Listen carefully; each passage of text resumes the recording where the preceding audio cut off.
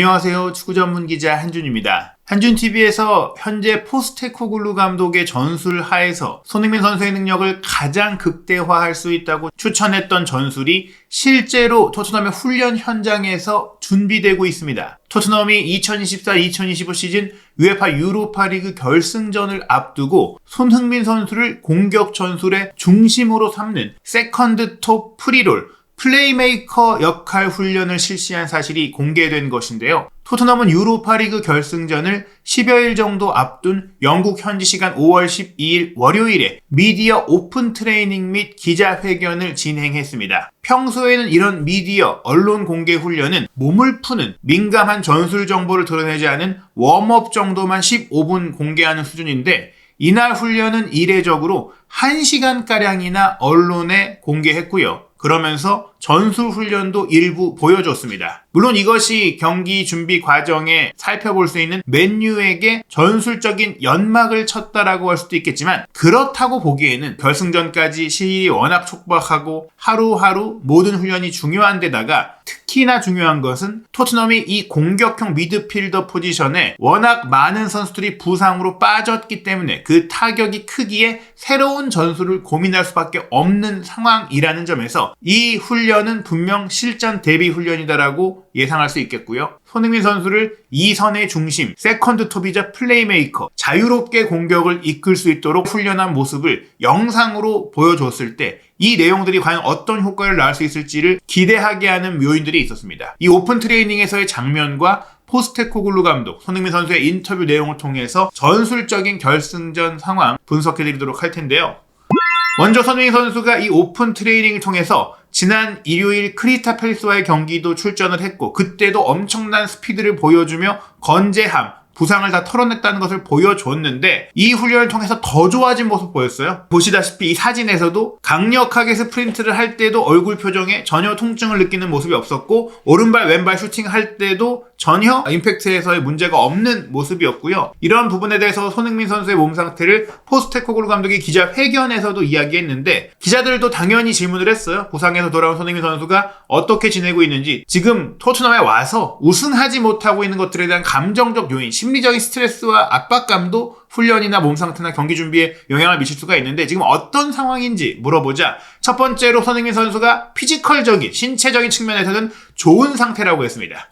크리스탈 팰리스와의 경기에 일부 시간을 소화했던 것이 중요했고 또 필요했다라면서 무엇보다 그렇게 실전 경기를 뛰면서 이제 부상 여파가 없다는 것을 떨쳐내기 위해 심리적으로도 중요했다라고 했는데 오늘 좋은 훈련 세션을 가졌다라면서 훈련해보니까 또 몸이 좋아졌다. 어제 크리스탈 팰리스와의 경기를 뛰었기 때문에 전체 훈련 세션을 소화할 수 없을 것 같았는데 훈련 세션을 다 소화할 정도로 몸이 올라왔다고 했고 아직 8, 9일 정도의 결승전까지 시간이 있기 때문에 그 사이 안에 또 에스턴 빌라와 영국 시간으로는 금요일 밤, 한국 시간으로는 토요일 새벽에 경기가 있기 때문에 몸 상태를 더 끌어올릴 수 있을 거라고 기대를 했어요. 즉 앞으로 점점 더 좋아질 일만 남았고 더 잘할 수밖에 없는 상황이라는 것이죠. 그래서 손흥민 선수가 있어 정말 다행이라고 포스테코글루 감독이 이야기했는데요. 올 시즌 내내 팀의 큰 촉매제 역할을 해왔고 거의 모든 것을 다 해낸 믿을 수 없는 대단한 커리어를 쌓아왔던 손흥민 선수이기 때문에 이제 그 마지막 방점인 우승 트로피를 들 차례이고 그 우승이 이 축구클럽 토트넘과 본인도 사실 토트넘에 오기 전에도 유럽의 프로 커리어에서 우승의 경험이 없기 때문에 얼마나 또 어떤 의미가 있는지 잘 알고 있기 때문에 그것을 압박감이나 두려움이나 불안이 아닌 긍정적인 동기부여로 삼고 너무나 결승전 맞춰서 잘 끌어올리고 있다. 모든 선수가 갈망하는 이 우승 트로피가 얼마나 중요한지 잘 알고 있기 때문에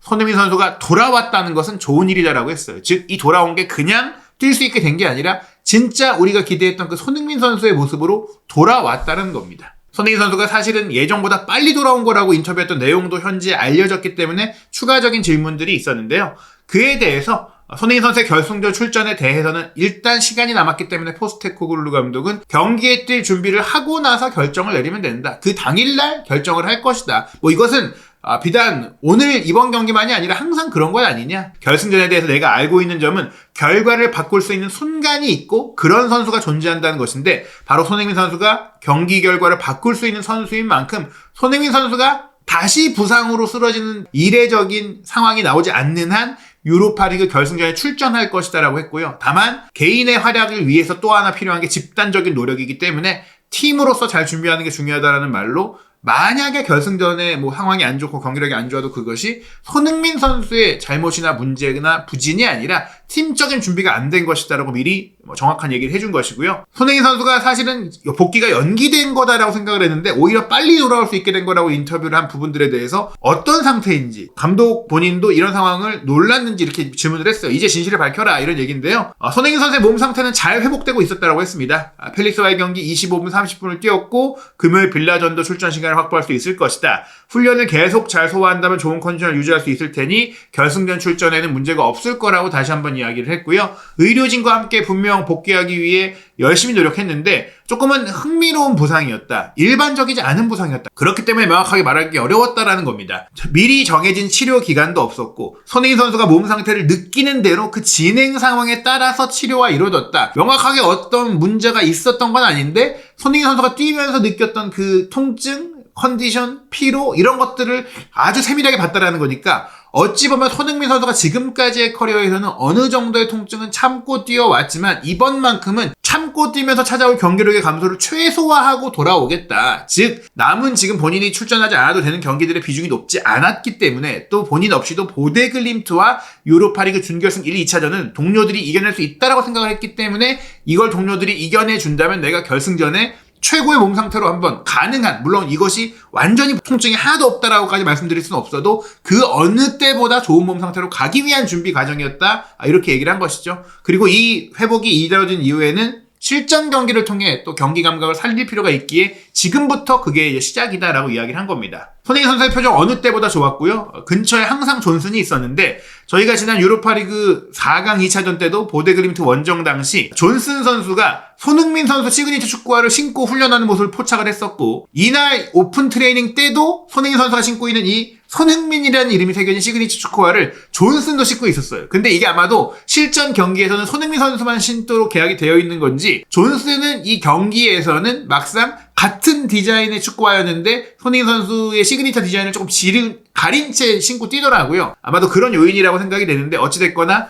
소니의 축구화를 또 함께 신고 훈련하고 있는 존슨의 모습도 이색적이었고 손흥민 선수가 이렇게 오른발 왼발 슈팅 훈련 시원하게 때려주는 모습들, 그리고 위치적으로 솔랑케와 앞뒤에서 사실상 비대칭 투톱으로 뛰는 플레이들이 자주 나왔는데 실제로 공개된 훈련 영상을 보시면 전술 훈련을 할 때, 자체 미니게임을 할 때 솔랑키 원톱, 지금 손흥민 선수가 이렇게 옆을 보고 있을 때 앞에 솔랑키가 원톱으로 있고요. 손흥민 선수가 솔랑키의 뒤를 항상 차지해주고 있고 왼쪽에 히샬리송, 보데글림트와 준결승 1, 2차전에 마티스텔보다도 다른 어떤 선수가 손흥민 선수를 제외했을 때 왼쪽 사이드에서 가장 좋은 플레이를 펼쳤던 것, 압박도 잘해주고 전술적 역할을 잘해줬던 게 히샬리송이었고 또 히샬리송이 헤더 득점 능력이 좋은 선수이기 때문에 이 히샬리송이 왼쪽 사이드에 서고 전방에 솔랑키, 오른쪽에 존슨이 선 채 손흥민 선수가 공미 역할을 맡았는데 이 전술훈련을 하면서 많은 공이 손흥민 선수에게 왔어요. 로메로가 손흥민 선수에게 공을 주고 손흥민 선수가 히샬리송 줬다가 왼쪽에 우도기에게 넘겨주고 컷백 들어간다거나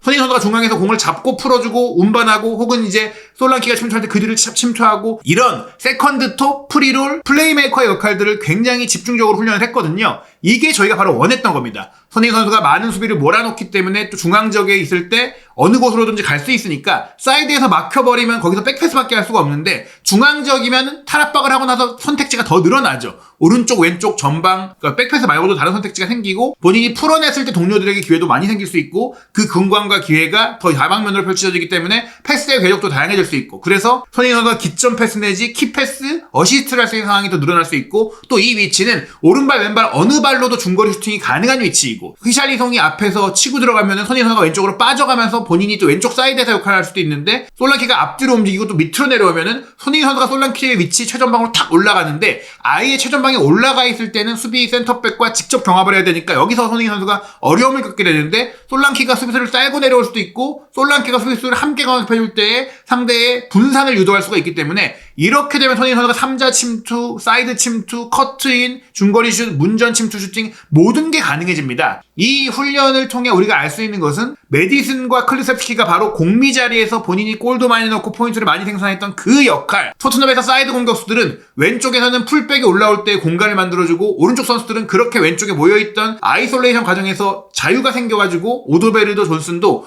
경기 영향력은 떨어져도 골을 넣을 수 있는 상황들이 많이 나왔었는데 그런 상황들이 이제는 손흥민 선수에게 유리하게 작용될 수 있다는 겁니다. 그리고 이런 전술을 준비하는 이유는 팀 내 1번 플레이메이커라고 할 수 있는 메디슨과 콜루셉스키의 부상 상태 때문이고 이 선수들의 후기자로 키우고 있는 베리발까지 부상이기 때문이죠. 메디슨이 이미 시즌 아웃이 확정됐고 베리발도 사실 조금 훈련을 시작했다는 얘기들이 있지만 명확하게 봤을 때 결승전에 뛰는 것은 무리수이기 때문에 콜루셉스키가 뛰지 못한다면 공미 자리에 지난 펠리스와의 경기는 손흥민 선수를 원톱으로 놓고 오도베르를 그 자리에 세워봤지만 오도베르가 그 자리에서는 사실상 드리블러에 가깝게 움직이는 세컨 톱은 되지만 플레이메이킹이 안 되다 보니까 그럼 이 자리 손흥민 선수에게 맡겨보자. 실제로 손흥민 선수가 원톱 자리에서 고전을 또 했을 때는 펠리스와의 경기 막판에는 오도베르가 아예 또 앞으로 올라가고 손흥민 선수가 내려가서 세컨톱이 됐던 상황들도 있었는데 물론 쿨루셉스키가 아직 결승전을 못 뛴다고 판정이 내려진 건 아니지만 이날 오픈 트레이닝에도 돌아오지 못했고 무릎이 또 계속 아프다 보니까 이 무릎이 아픈 상태에 대해서 현 단계는 노크, 타박성으로 보이지만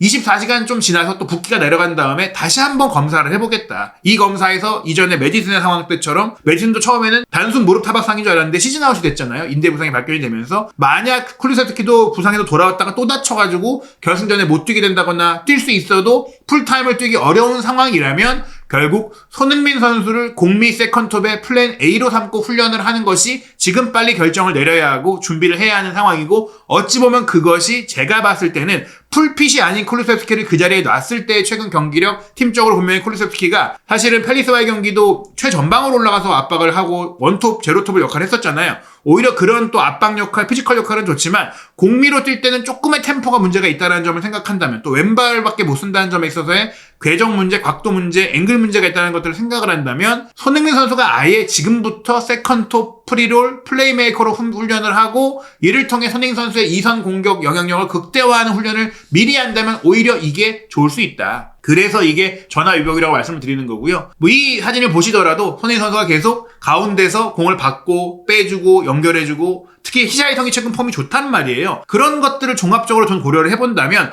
오른쪽에 존슨을 또 패스를 손흥민 선수가 줄 수 있고 솔랑키 존슨 비대칭 투톱, 솔랑키 히샤이성 비대칭 투톱, 솔랑키 손흥민 비대칭 투톱이 번갈아 가면서 이동된다면 이렇게 기용이 된다면 맨유 입장에서는 또 지금까지 겪어보지 못한 토트넘의 공격 패턴이 나온다면 맨유가 당황할 수 있고 맨유를 흔들어 놓을 수 있다는 것이죠. 지금 베리발 부상, 메디슨 부상에 클루셉스키 부상인데 그러면 공미가 정말 없고 경험 있는 선수가 필요한데 지금 이런 상태에서 오도베르를 선발 출전시키면서 플레이메이커를 맡기기에는 리스크가 큽니다. 경험도 큰 무대에서의 안정감도 떨어지기 때문에 또 클루셉스키가 아무리 회복을 해도 말씀드리다시피 공미 자리를 맡을 때는 거기에서 전술의 비중이 큰데 몸 상태와 체력 상태가 온전치 않다면 차라리 클루셉스키를 오른쪽 사이드에 쓴다든지 교체 자원으로 쓰는 것이 낫기 때문에 더더욱 저는 이번 유로파리그 결승전은 솔랑키 원톱, 왼쪽에 히샤이송, 오른쪽에 존슨, 중앙 공미, 플레이메이커, 세컨톱으로 손흥민 선수가 뛸 거라고 생각을 하고요. 투볼란치, 비스마와 벤탄쿠르가 역시 안정적으로 가져가고 우도기, 반더벤, 로메로, 포로가 포백, 비카리오가 골문을 지키게 되는데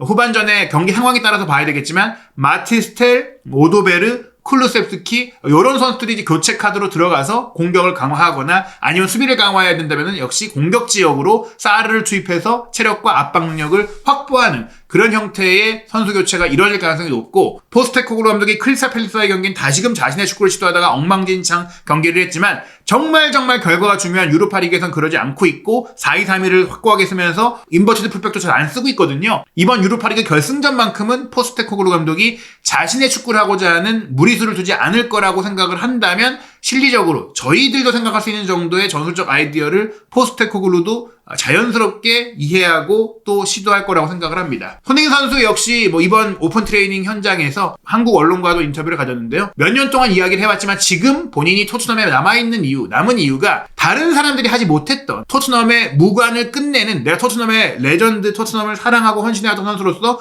토트넘에서 우승을 하겠다라는 그 이유가 가장 컸기 때문이다라고 했습니다. 퍼즐을 만들 때 모든 조각이 있어야 되는데 이제 다른 건 모두 다 맞춘 것 같아. 우승이라는 마지막 조각 하나만 하면 될 것 같다. 그 얘기는 유로파리그 우승을 한다면 내가 토트넘에서 할 일은 다 했고 아마도 유로파리그 우승을 해도 올여름에 떠날 수 있다라는 생각까지도 힌트를 남긴 게 아닌가 싶습니다. 10년 동안 그 마지막 조각을 찾아 헤맸는데 그 마지막 조각 우승을 이뤘으면 좋겠다라고 얘기했고요. 6년 전 그 챔피언스리그 결승전 실패해서 충분히 배운 게 있을 것이다. 그리고 또 무리뉴 감독이 일주일 전에 경질됐던 카라바오컵 결승전에서의 실패의 경험, 토트넘에서 2번의 결승전을 치렀던 손흥민 선수가 이제 3번째 결승전 2전 3개에 도전을 하게 되는데요. 물론 그때 결승전에서 선발로 뛰었던 선수는 손흥민 선수밖에 남지 않았죠. 챔피언스리그 기준으로. 하지만 벤 데이비스가 그때 벤치에 있기도 했었고 경험 있는 선수들이 또 있고 또 카라바오컵 결승전을 경험했던 선수들은 더 있기 때문에 그 경험을 잘 살리고 또 동료들에게 전해줘서 해내겠다. 이번엔 느낌이 다르다. 정말 이기고 싶고 누구보다 간절하게 원하고 있다. 많은 분들이, 많은 한국의 많은 팬들이 저만큼 간절하게 응원을 해주시니까 우리가 잘 준비를 한다면 그런 일이 있을 수 있을 것이다. 유로파리그 결승전 이 전술훈련의 성과가 나올 수 있을지 일단은 실전에서도 어느 정도 시험해봐야 될 필요가 있겠죠. 지금 분석당하는 게 중요한 게 아니라 상대가 알아도 못 맞게 그 전술을 가다듬는 게 중요하거든요. 한국 시간으로 5월 17일 토요일 새벽 3시 30분